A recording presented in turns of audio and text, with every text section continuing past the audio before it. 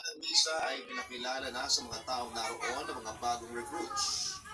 Kung hindi ako nagkakamali, papadunod ay mga nasa 8 kaming bagong recruits ang ipinakilala ng Master of Ceremony. Pagkatapos ay may inabot sa aming pamphlet at buong lakas naming idiniklara ang mga nakasulat doon. Mamayang kaunti nang matapos ang tila panunumpa namin ay lumapit sa amin si Mikalis at nirequest niya. Sa aming 8 ay ipakita namin sa kanya ang mga palad namin. Agad naman naming sinunod ang kanyang sinabi pero nagulat kami nang biglang laslasin niya. Ang aming palad gamit ang isang matalim na kutsilyo. Siyempre lahat kami baguhan ay napasigaw sa sakit.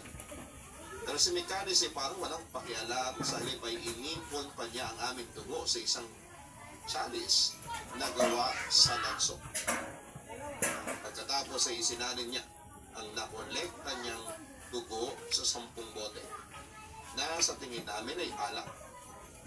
Mamayang kaunti ay nakita na namin isa-isang sinalin ni Mikalis ang mga maliliit na basong pangtagay ng alak na may halong dugo. At yun ang dinistribute sa lahat ng mga miyembrong naroon para inumin.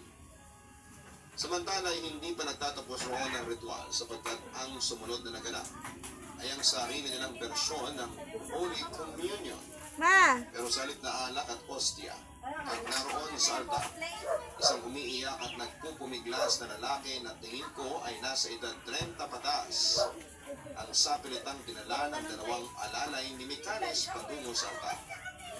Nang makarating ay persahan nilang hinubaran ang nagmamakaawang lalaki at pinahiga sa altar.